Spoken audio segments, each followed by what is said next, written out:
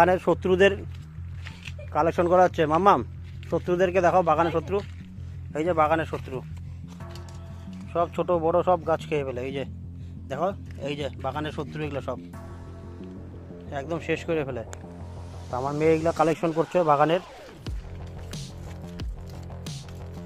এগুলো কীভাবে যাবে কোনো উপায় পাচ্ছি না।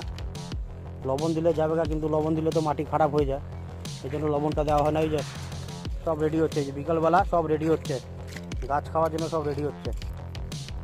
অজস্র শামুক, শামুকের ছড়াছড়ি। বাগানের বাইরে বাইর করে দিতে হবে এগুলোকে, নাহলে সব রাত্রেবেলা সব গাছের পাতা খেয়ে ফেলে। আমার প্রচুর গাছের পাতা শেষ। এই যে আরও এখানে শামুক দেখা যাচ্ছে, এই যে ছোট বড়। ওই যে রেস্কিউ করে দেখো, অন্য কোনো মাঠে কোটা খালি ফেলে দিতে হবে। ওই যে বড় আছে আমার,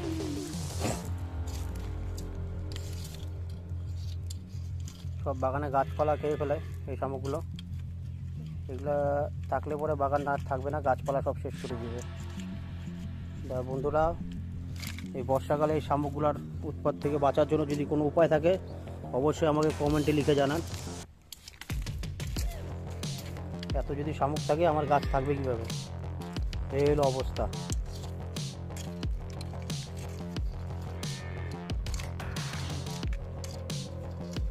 এইভাবে তোলা হচ্ছে শামুক। ওই একটা শামুক, একটু একটু করে অন্ধকার হচ্ছে আর সব এক এক করে লাইন দেওয়া শুরু হচ্ছে।